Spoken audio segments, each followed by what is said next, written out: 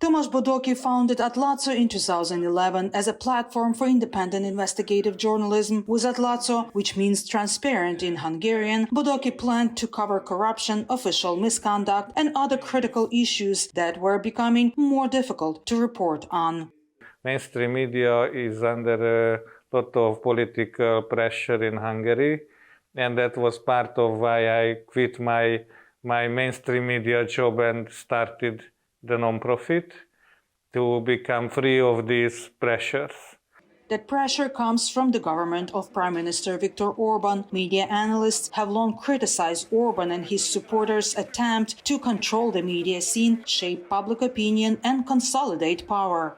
They started to buy mainstream media, started to occupy the public service media, was basically occupied and filled with party loyalists and turned into a propaganda tool. And also private media outlets were captured by the government and turned into some kind of propaganda tools. In 2018, the creation of the Central European Press and Media Foundation, known as KESMA, became a turning point for Hungary's media.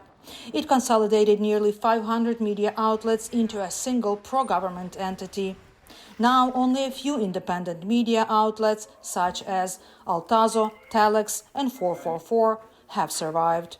To keep running, they rely in part on funding from international donors. Gabor Polyak, a media law professor, says Hungary's leadership currently has two media strategies. One pushes a pro-government agenda, and it's funded by public media. The other part of the media system, the other media system in Hungary, is an independent one. There the journalists are carrying out the same work what the journalists in the Western world. They are making very good investigative articles.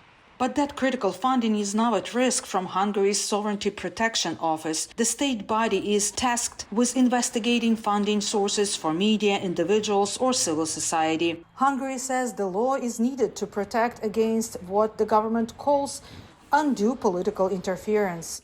But government critics, including Altazo and Transparency International Hungary, were among the first to be targeted. Basically, two outlets, non-profits who are very active in anti-corruption and who have done a lot to expose the corruption of the Orban governments in the last decade.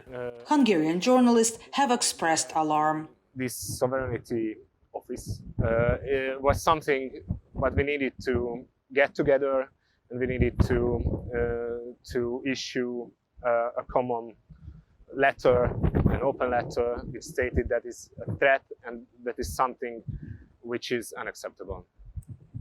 The European Commission took action too. In May, it sent a formal letter and opinion underscoring that the legislation does against EU law. Hungary, in its response, said the law is to limit foreign funding of political parties. But the Commission pushed back. In October, it referred the case to the EU Court of Justice. Myroslava Gongadze, VOA News, Budapest.